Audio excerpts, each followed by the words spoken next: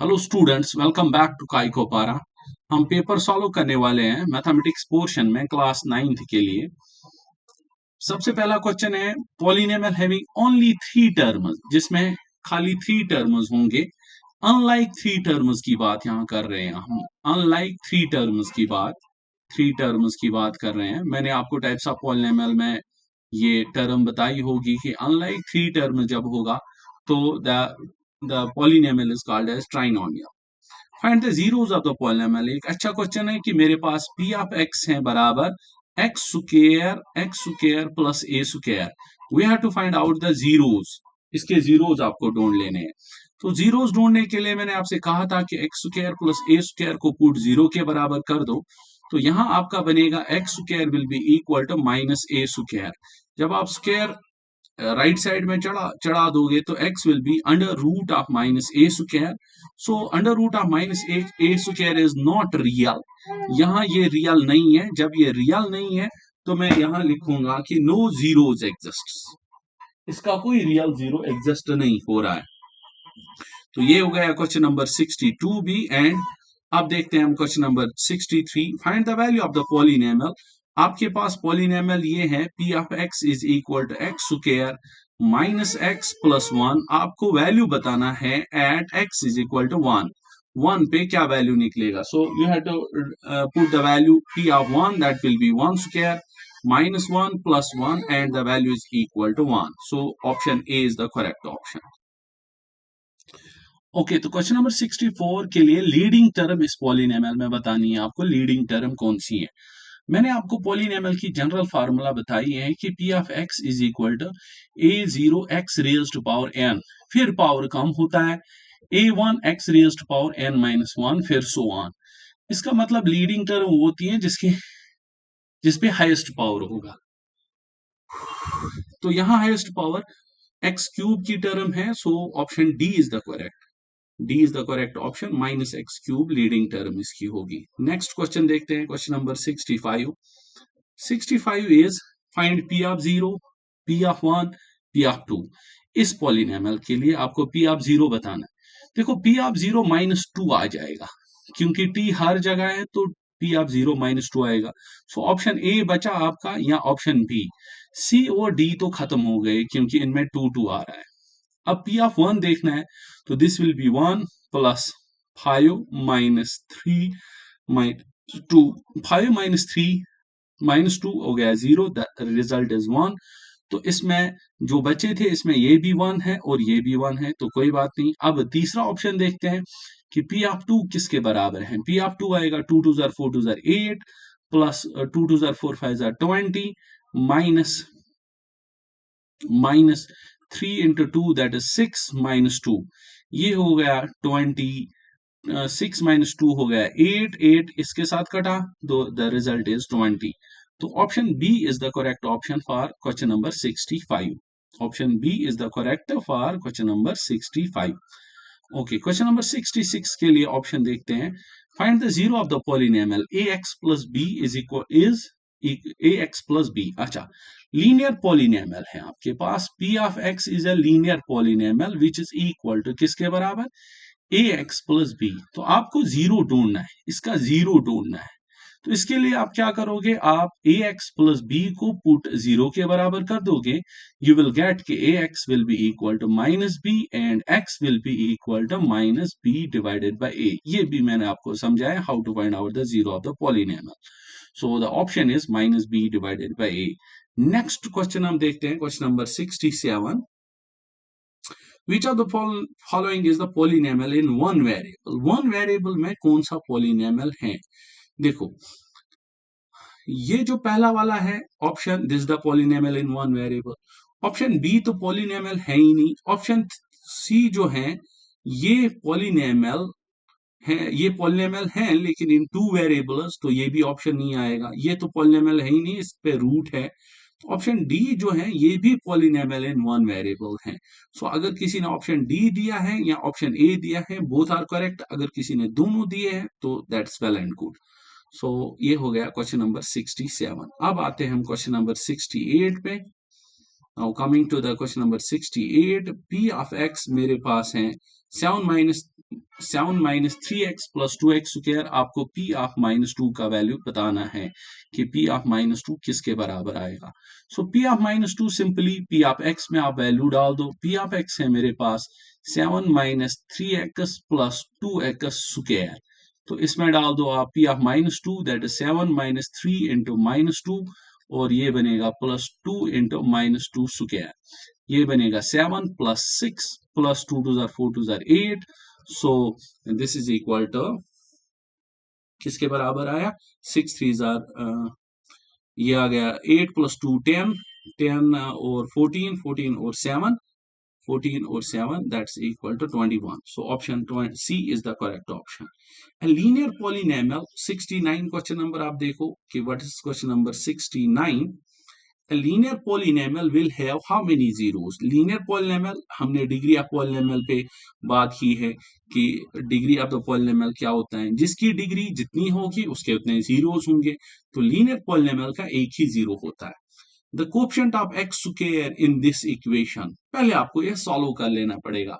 आपके पास है 7x minus 5 into 5x square minus 3x plus 1, आपको एक्स स्क्वायर का कोफिशिएंट बताना है। तो सिंप्लीफाई दिस, देखो 7x से इसको करोगे तो ये बनेगा, क्यूब वाली टर्म मुझे नहीं चाहिए, ये बनेगा 7 3 jar minus 21, so it's minus 21 x square, ठीक है। फिर 7x से 1 चाहिए, वो भी नहीं चाहिए, फिर माइनस 5 से 5x स्क्वायर बनेगा, that will B minus 25 x square. तो माइनस 21 और माइनस 25 हो गया माइनस 46 एक्स स्क्वायर, ठीक है। अब आपको कोफिशिएंट ऑफ एक्स स्क्वायर बताना है, so that will be equal to minus 46। Option B is the correct option. अच्छा, इस क्वेश्चन में मैं आपको साथ में ये बताऊं कि मैंने एक्सपेंशन पूरी नहीं कर दी। द रीजन इज कि मैं एक्सपेंशन का क्या मतलब निकालूंगा जबकि मुझे खाली एक्स स्क्वायर का कोफिशिएंट चेकआउट करना है। ओके, नेक्स्ट क्वेश्चन हम देख लेते हैं। Degree of the zero polynomial is, जो जीरो पॉलिनोमियल है उसकी डिग्री क्या है, क्या ये 1 के बराबर है, क्या एनी नेचुरल नंबर है, या क्या जीरो है, और इसका ऑप्शन डी होगा मेरे पास, ऑप्शन डी, सॉरी इसका ऑप्शन डी यहां नहीं दिखाई दे रहा है, ऑप्शन डी होना चाहिए था इसका, 71 यहां होगा, नॉट डिफाइनेड। सो इसकी डिग्री जो है नॉट डिफाइनेड, सीधी टर्म, एक डायरेक्ट क्वेश्चन मैंने यहां डाल दिया है। मैंने आपसे कहा था, मैं एक्सपेंशन इसकी कर लेता हूं, इसको एक्सप्लेन करता हूं। मैंने आपको कहा था कि जीरो पॉलिनोमियल एक ऐसा पॉलिनोमियल है जिसकी हर कोई टर्म जीरो के बराबर है, means p of x is equal to zero, it is called as zero polynomial. और इसकी डिग्री जो होती है, इसकी डिग्री वो नॉट डिफाइनेड होती है, हम इसकी डिग्री को डिफाइन कर ही नहीं सकते हैं। सो नॉन जीरो इसको बोलते हैं हम नॉन कांस्टेंट, जो कांस्टेंट नहीं होगा। कांस्टेंट पॉलिनोमियल की डिग्री 1 के बराबर होती है। Zero of the zero polynomial is, zero polynomial के कितने जीरोस हैं, कितने जीरोस हैं, देखो जब आप ये पॉलिनोमियल डाल दोगे, एक मिनट मैं समझाता हूं इस क्वेश्चन को। जब आप ये पॉलिनोमियल डाल दोगे p of x is equal to zero, zero polynomial जो रिप्रेजेंट किया जाता है वो इस तरह किया जाता है, p of x is equal to zero, या आप इसे ये भी बोल सकते हो y is equal to zero. y is equal to zero का क्या मतलब हुआ, लीनियर इक्वेशन में हमने पढ़ा है y is equal to zero is the equation of x axis, equation of the x axis is y is equal to zero. अब y is equal to zero जो है वो कितनी जगहों पे x एक्सिस को ही काटेगा, that is all real numbers. Zero of the zero polynomial is all real numbers. ठीक है, एक ट्रिकी क्वेश्चन था जो मैंने डाल दिया था यहाँ पे। 73 1 0 of the quadratic polynomial is 2 then the value of k is, कि एक जीरो इसका 2 के बराबर है, आपको बताना है कि वैल्यू ऑफ k किसके बराबर होगा, ठीक है। तो सिंपल पॉलिनोमियल है मेरे पास x square plus 3x plus k इसका एक जीरो है, 2 के बराबर, x इज इक्वल टू 2 के बराबर, k का वैल्यू बताना है। सो जीरो की वजह से आंसर हमारा जीरो बनता है. So p of 2 will be equal to zero. This will be equal to 2 square plus 3 2 are 6 plus k will be equal to zero. That means k will be equal to -10. So option B is the correct option. ठीक है, next question देखते हैं हम.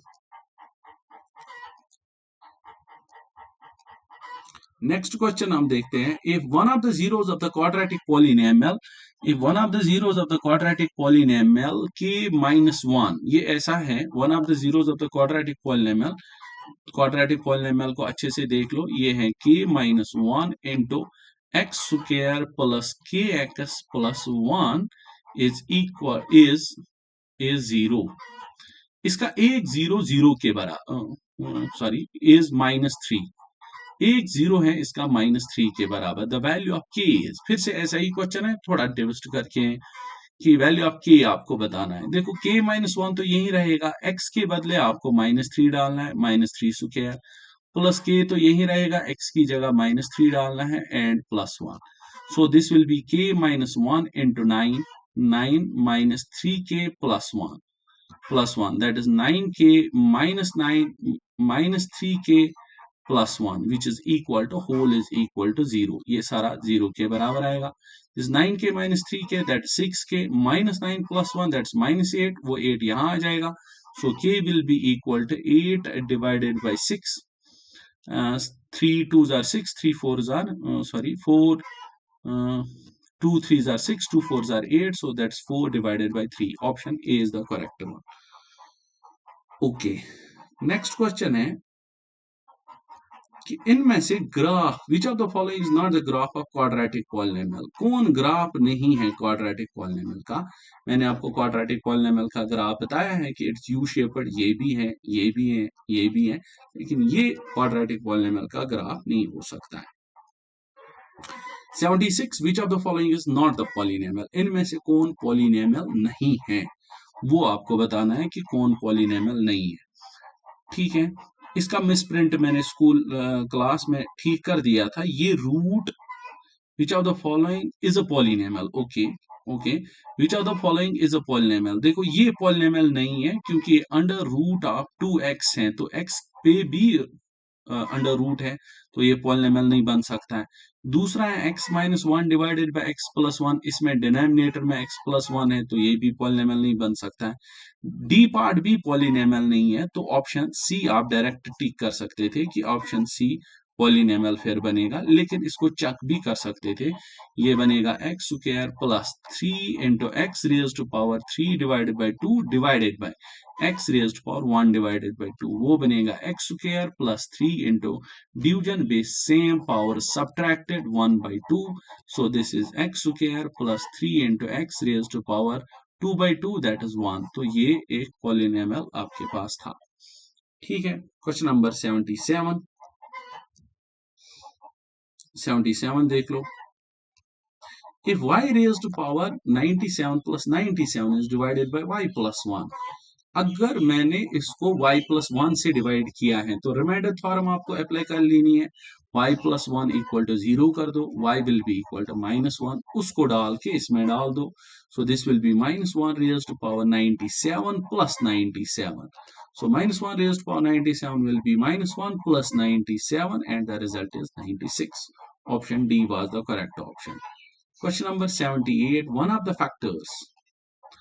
इसका factorise का लेना था, इसको फैक्टराइज का लेना था. देखो ये है मेरे पास 1 प्लस 7x का whole square plus 49x square minus 1.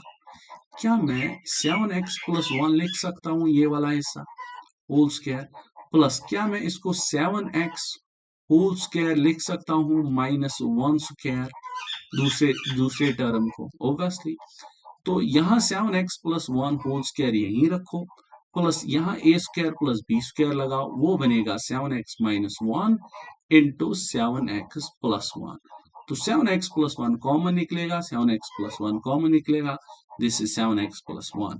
अंदर क्या बचा, यहाँ बचा मेरे पास 7x प्लस 1. ठीक है, ये वाला 7x plus 1 plus 7x minus 1.